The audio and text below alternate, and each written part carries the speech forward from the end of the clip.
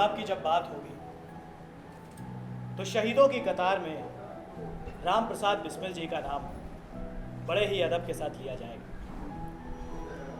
जब हम राम प्रसाद बिस्मिल जी का नाम लेते हैं तो हमारे जहन में उनकी दो बातें आती हैं। पहली, उनके द्वारा बोली गई वो पंक्तियां जो इन फिरंगियों के कान में कील की तरह चुभती थी और हम भारतीयों के दिलों में जोश पैदा करती थी। सरफरोशी की तमन्ना अब हमारे दिल में है, देखना है जोर कितना बाजुए का दिल में है।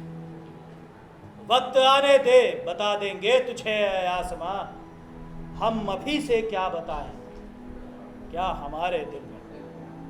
और दूसरा, उनके द्वारा किया गया काकोरी कांड जिसने ब्रिटिश सरकार की नींव भारत से लेकर ब्रिटेन तक हिलाकर रख दी।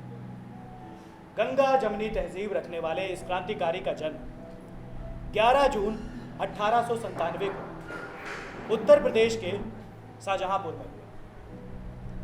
पिता मुरलीधर और माता मूलमती भगवान श्री राम के भक्त थे, इसीलिए उन्होंने अपने पुत्र का नाम राम प्रसाद रख दिया।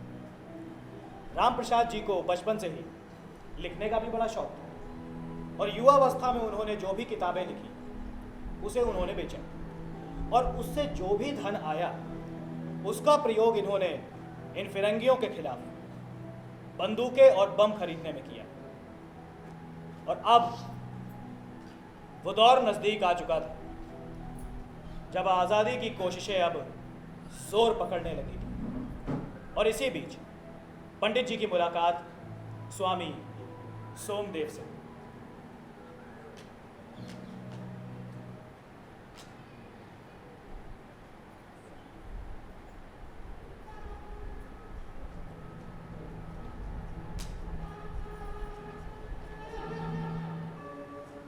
यदा यदा हि धर्मस्य ग्लानिर्भवति भारत अभ्युत्थानम् अधर्मस्य तदात्मानं सृजाम्यहम्। स्वामी जी, मेरे मन में एक विचार है जो बहुत खटक रहा है। क्या हमारा देश कभी अंग्रेज मुक्त नहीं होगा? क्या हम उनकी गुलामी के जंजीरों से बाहर नहीं आ सकते? राम प्रसाद, हमारा देश कब का अंग्रेजों से मुक्त हो जाता, लेकिन यहाँ के राजाओं में एकता और अखंडता की कमी से ये देश इतने दिनों से गुलामी झेलता रहा है। तो इसका कोई समाधान नहीं है स्वामी जी? समाधान है कि हम सब मिलकर आंदोलन करें और ब्रिटिश सरकार की नींव पर चोट करें, तो ये संभव है। क्या सोचते हैं? स्वामी जी, मैं भाई परमानंद जी की फांसी की सजा सुनाए जाने से बहुत आहत में हूं और मैं ये सोच रहा हूं कि अपने क्रांतिकारी जीवन की शुरुआत बाल गंगाधर तिलक की शोभा यात्रा निकाल कर करूं और मैं अपने देश के सारे नौजवान का ध्यान अपनी तरफ खींचना चाहता हूं। विचार तुम्हारा उत्तम है। कहीं ऐसा ना हो कि शोभा यात्रा निकालने से नरम दल वालों को तकलीफ पहुंचे। तकलीफ पहुंचती है तो पहुंचे स्वामी जी, मुझे इससे कोई प्रभाव नहीं पड़ता।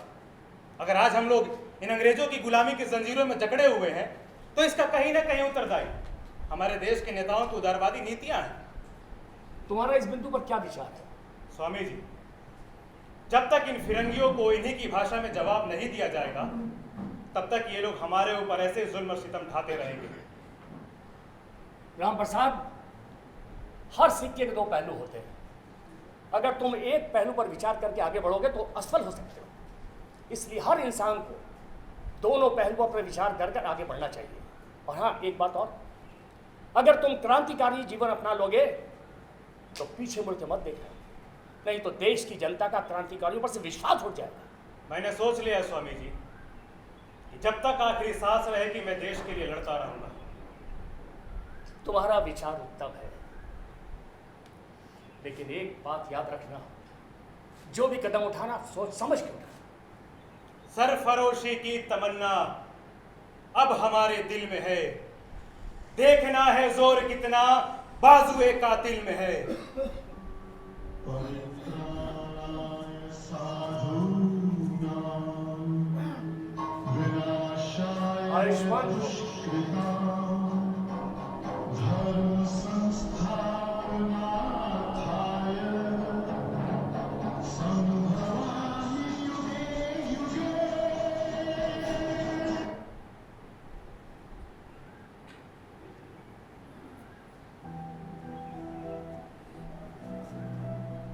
और इस तरह राम प्रसाद जी के क्रांतिकारी जीवन की शुरुआत हुई और उन्होंने मातृ देवी नामक एक संस्था का गठन किया। अब संगठन के लिए धन एकत्रित करने के लिए इन्होंने मैनपुरी घटना को अंजाम दिया।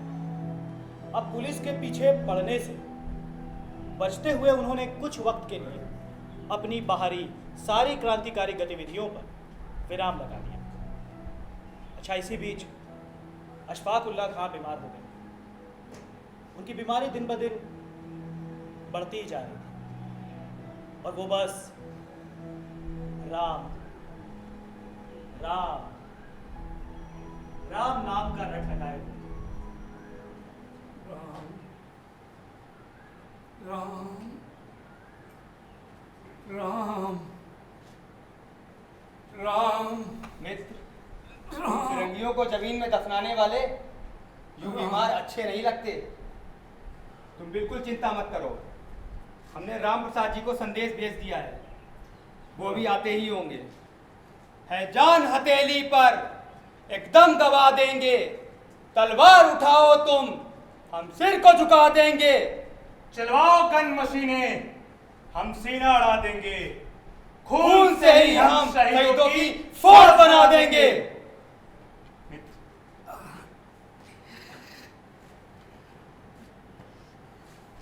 कैसे हो मित्र? तुमसे गले मिल करके ऐसा महसूस हो रहा है जैसे मेरा बुखार अब पूरी तरह से उतर गया। अब मैं पहले से बेहतर महसूस कर रहा हूँ। बताओ कहाँ चलना है मुझे? अरे नहीं मित्र, अभी तुम आराम करो। तुम्हारी तबीयत बहुत खराब है और जैसे तुम्हारी जरूरत पड़ेगी हम तुम्हें बुला लेंगे। बैठ जाओ।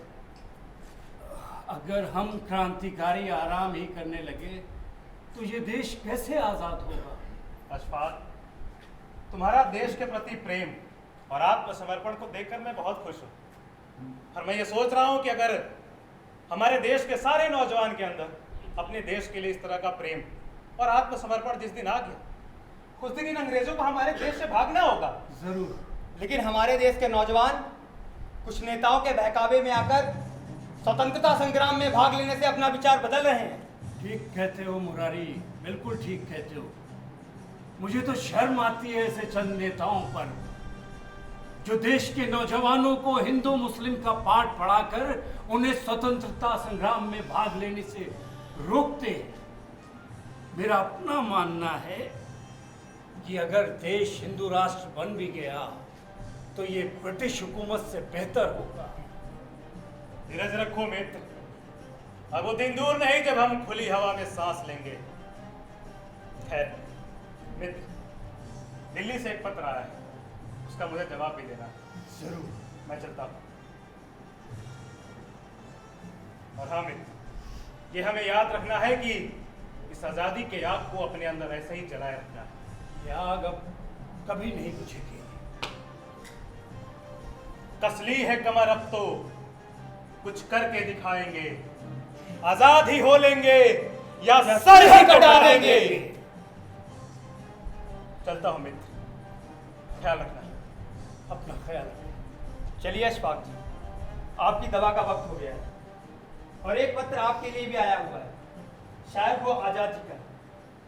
चलिए।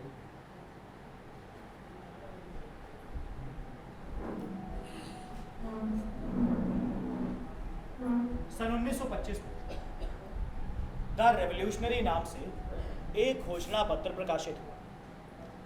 ये पत्र जब अंग्रेजों के हाथ लगा तो उससे संबंधित लेखक और क्रांतिकारियों की खोज में वो लग गए और इसी दौरान योगेश चंद्र चटर्जी और शचिंद्र नाथ सान्याल की गिरफ्तारी के बाद अब उत्तर प्रदेश से लेकर बंगाल के भी सभी क्रांतिकारियों का दायित्व अब पंडित जी के कंधों पर आ चुका है।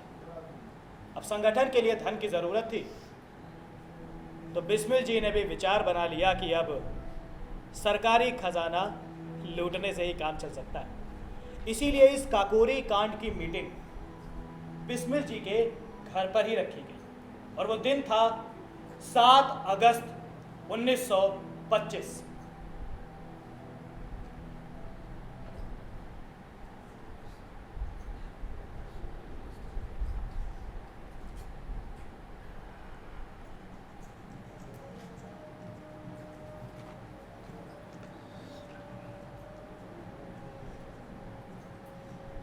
क्या हुआ अशफाक?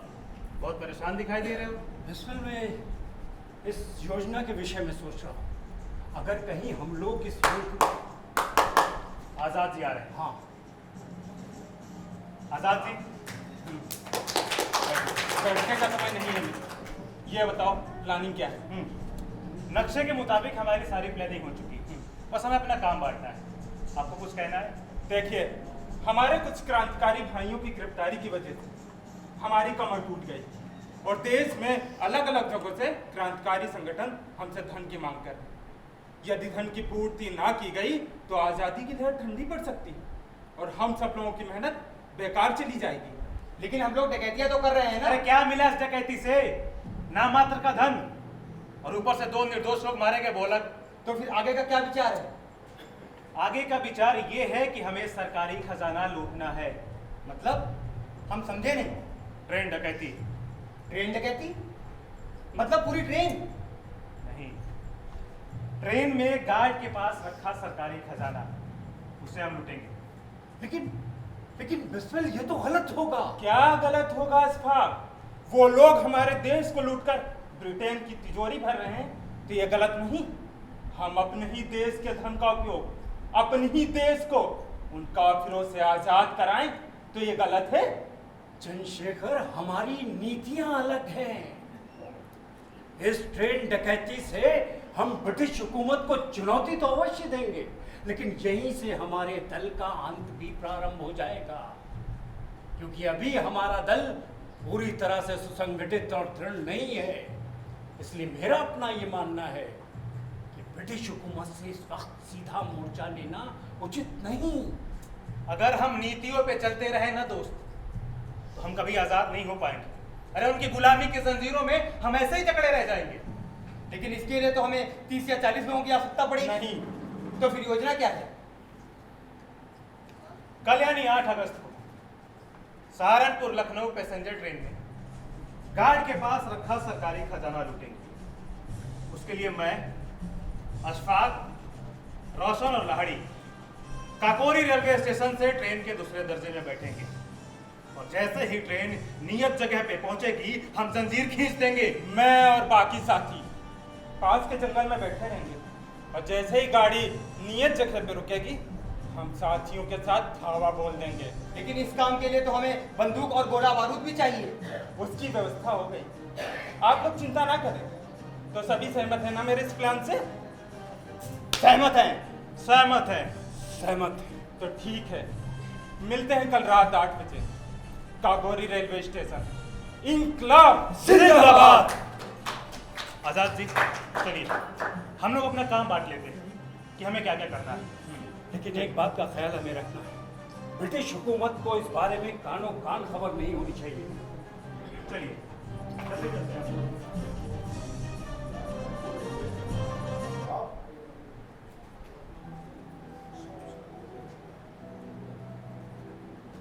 कहते हैं जब दिल से कुछ कर गुजरने की ठान लो तो वो होकर ही रहता है। और बिस्मिल जी जब किसी बात को करने की ठान लेते थे तो वो करके ही दम लेते थे। अब 8 अगस्त को ये ट्रेन छूट जाने की वजह से इस चोरी को 9 अगस्त को अंजाम दिया है। लेकिन इस चोरी में एक यात्री को अपनी जान भी गंवानी पड़ी और इस काकोरी कांड से ब्रिटिश सरकार भारत से लेकर ब्रिटेन तक हिल गई। उन्होंने इस घटना की जांच के लिए एक कमेटी का गठन किया जिसमें उन्होंने 10 लोगों को दोषी पाया। सिर्फ चंद्रशेखर आजाद को छोड़कर बाकी के सभी क्रांतिकारी अलग अलग जगहों से गिरफ्तार कर लिए गए। यहाँ तक कि बिस्मिल जी भी अब इन अंग्रेजों के गिरफ्त में थी।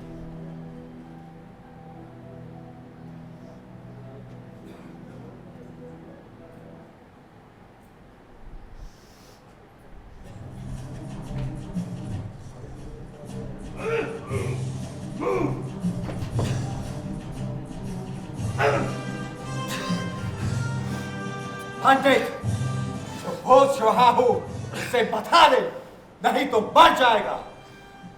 पागल मत बन। ये जितने घाव हैं सीने पे सभी फूलों के गुच्छे हैं। हमें पागल ही रहने दे, हम पागल ही अच्छे हैं। वेट, यस, आजाद। अरे आजाद तुम्हारे हाथ ना आया है न आएगा।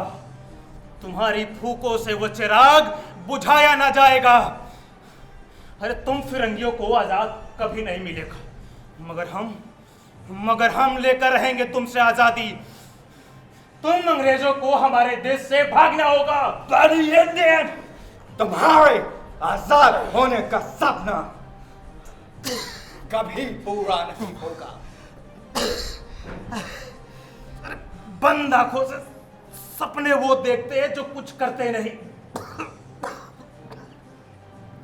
अरे हम तो खुली आंखों से हकीकत देख रहे हैं। आज सिर्फ 10 नौजवान मिलकर तुम्हारे इस ब्रिटिश सरकार को भारत से लेकर ब्रिटेन तक हिलाकर रख दिए। जरा सोचो कि अगर हमारे देश के सारे नौजवान एक हो गए, उस दिन तुम फिरंगियों का क्या होगा? सर,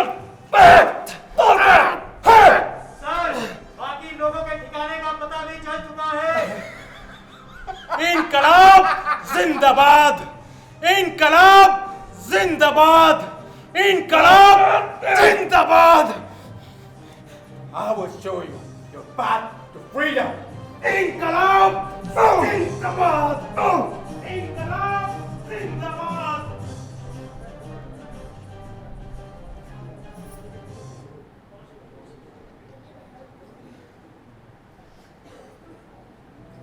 जब किसी लक्ष्य को पाने का पागलपन अगर दिलो दिमाग पर छा जाए तो उस व्यक्ति को सिर्फ अपना लक्ष्य ही दिखाई देता है। और इस वक्त बिस्मिल जी के साथ कुछ ऐसा ही हो रहा था। उनके शरीर पर लगने वाली एक एक चोट उन्हें फूलों के समान लग रही थी, लेकिन मजाल है कि उन्होंने किसी भी क्रांतिकारी का पता बताया। आखिरकार ये केस दायर हुआ और ये मामला अब कोर्ट पहुंच चुका था।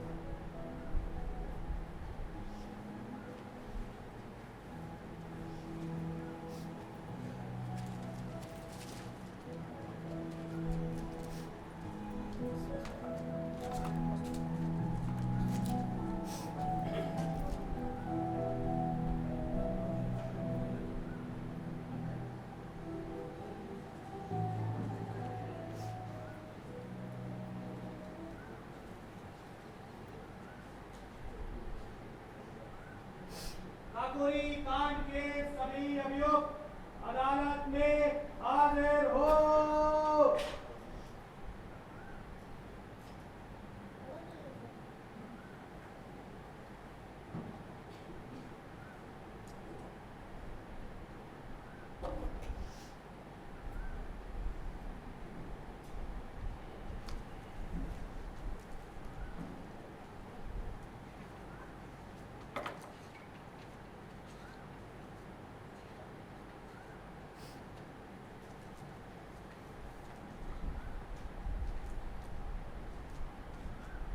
कोर्ट ने बहुत बारीकी से सभी पॉइंट्स पर विचार किया।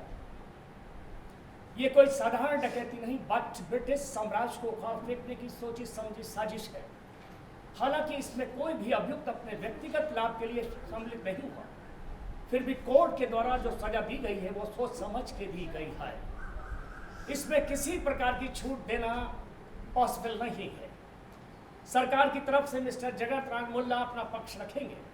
राम प्रसाद, तुम्हारे लिए मिस्टर लक्ष्मी शंकर मिश्र को वकील के रूप में रखा गया है। तुम्हें कुछ कहना है? योर ऑनर, अंग्रेजों को टुकड़े पर पलने वाले ऐसे भारतीय वकील की मुझे कोई जरूरत नहीं। ठीक है, मैं अपनी पैरवी खुद कर सकता हूँ। बोल। Your honour, I am Ram Prasad, son of Muralidhar Prasad. I want to tell you This theft was not done for his own benefit or feed his family. Objection my Lord, chargesheet में साफ साफ लिखा है कि इस चोरी को, बल्कि इसे चोरी नहीं कहना चाहिए मिलॉर्ड, इसे डकैती बोलना चाहिए। और इस डकैती का मास्टरमाइंड है राम प्रसाद बिस्मिल, जिसने अपने साथियों का पेट भरने के लिए और साथ साथ अपने परिवार का पेट पालने के लिए ये डकैती की है। This is completely wrong and baseless allegation, my lord. But first of all, I want to tell you, and this court, this theft was not done only by me alone, but Mr. Jagat Narayan Mulla is also involved in this theft. क्या ये राम प्रसाद ठीक बोल रहा है? No no sir, ये बहुत शातिर आदमी है, इससे पूछिए कि इस चोरी में मैं कैसे शामिल हूँ। मिस्टर राम प्रसाद, तुम ये कैसे कह सकते हो कि जगत नारायण इस चोरी में शामिल है? My lord, I did this theft not for myself, but for my country. ये चोरी मैं अपने देश की भलाई के लिए की है।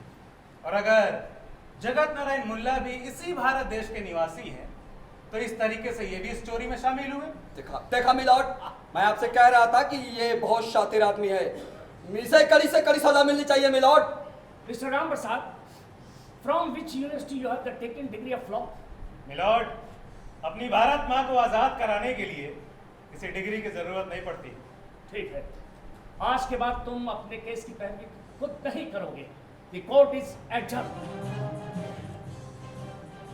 चर्चा अपने कत्ल का दुश्मनों के दिल में, देखना है ये तमाशा कौन सी मंजिल में। राम प्रसाद जी को मौत से डर नहीं लगता, उनका सपना तो बस एक आजाद भारत का, जिस सपने के लिए वो कुछ भी कर गुजरने को तैयार थे। अगर वो अपने बचाव में कुछ भी लिखकर इन अंग्रेजों को दे देते तो वो भी धोखा खा जाते।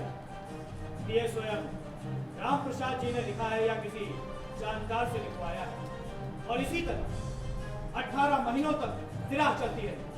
300 गवाह पेश किए गए और आखिरकार इस फाकोरी कांड के फैसले का दिन आ चुका था, जो दिन था 22 अगस्त 1927। मिलॉर्ड, कटघरे में सभी मुलजिम हमें ना बोलिए जनाब, बड़ा अफसोस होता है। अरे अदालत की अदब से यहाँ तशरीफ लाए हैं, वरना पलट देते हैं मौजे हवादिश अपनी जुर्रत से। इनकलाब! कि हमने आंधियों में भी अक्सर चिराग जलाए हैं। इनकलाब! जिंदाबाद! इनकलाब! जिंदाबाद! मिलॉर्ड, इनकलाब जिंदाबाद! ऑर्डर! ऑर्डर! मिलॉर्ड, कटघरे में सभी मुलजिम को अगर देशद्रोही कहा जाए तो कोई गलत नहीं होगा। इन लोगों ने अपने निजी स्वार्थ के लिए देश के निर्दोष नागरिकों की हत्या करने से भी नहीं चूके। यहाँ तक कि इस डकैती में भी इन लोगों ने एक निर्दोष व्यक्ति की जानबूझकर हत्या कर दी। मिलॉर्ड, पैसेंजर की हत्या जानबूझकर नहीं, बल्कि गलती से हो गई थी। मिलॉर्ड, इस डकैती में इन लोगों ने जर्मन रिवॉल्वर के साथ साथ बम का भी इस्तेमाल किया है, जो कानून की नजर में सरासर गलत है। पंडित जी तो बता देते, सही तरीके से कर लेते। ऑर्डर! ऑर्डर!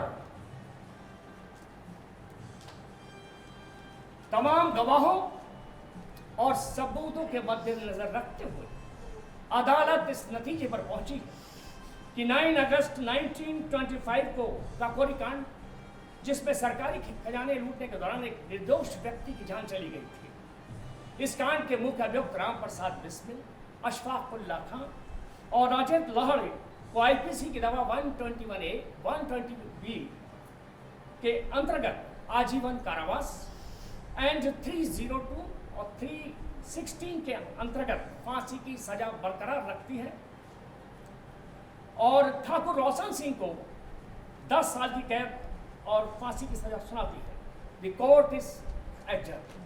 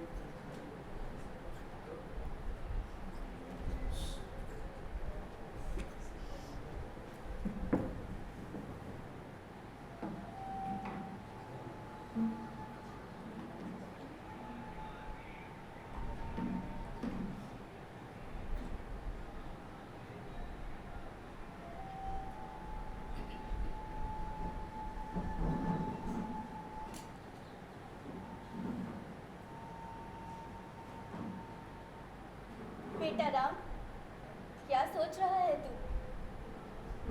माँ, तुझे बहुत दिनों के बाद देख रहा हूं ना मैं। कैसी है तू? तेरी माँ होने का गर्व है मुझे, लेकिन ये क्या, आज तू बहुत उदास नजर आ रहा है। हाँ माँ, आज मैं उदास हूं, और उदास इसलिए नहीं हूं कि मुझे कल फांसी लगने वाली है, बल्कि उदास इसलिए हूं कि मैं अपनी भारत माँ को बचा ना सका। मुझे गर्व है कि मेरा बेटा देश के लिए शहीद हो रहा है। सबको कहाँ ये मौका मिलता है राम? माँ, हमारे बहुत सारे साथी मारे गए, बहुत सारे गिरफ्तार कर लिए। राम, तुम लोगों की कुर्बानियां बेकार नहीं जाएंगी। हाँ माँ, वो हमें मार सकते हैं पर हमारे इरादों को नहीं मार सकते। वो हमारे ख्यालों को मार सकते हैं माँ, पर हमारे मकसद को नहीं मार सकते। राम, सवेरा होने से पहले अंधेरा बहुत गहरा हो जाता है, मगर सूरज फिर भी निकलता है।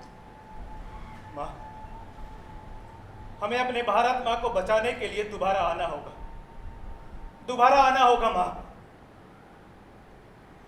मुझे गर्व है कि मेरा बेटा मेरे देश के काम आ सका। आज तूने मेरे दूध का कर्ज अदा कर दिया है राम।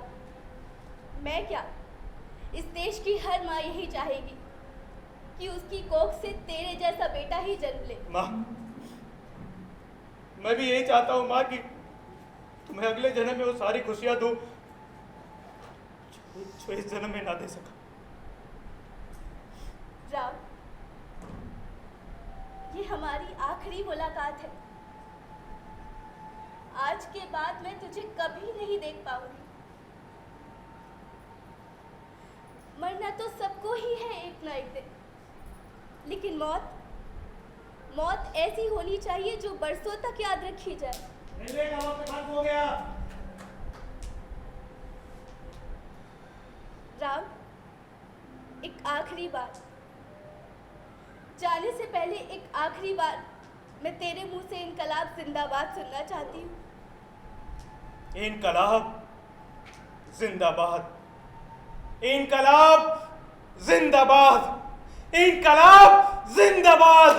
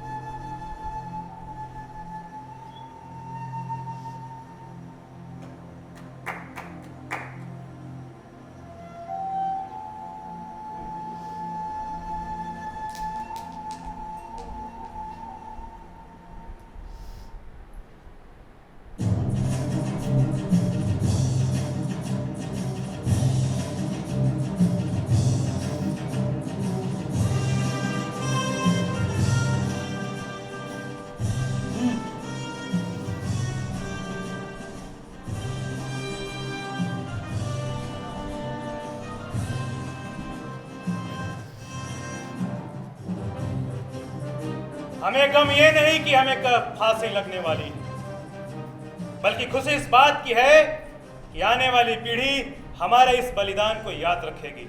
बहुत ही जल्द टूटेंगी गुलामी की ये जंजीरें, किसी दिन देखना आजाद ये हिंदुस्तान होगा। इंकलाब जिंदाबाद, इंकलाब जिंदाबाद, इनकलाब जिंदाबाद, इनकलाब जिंदाबाद, इनकलाब जिंदाबाद, इनकलाब जिंदाबाद।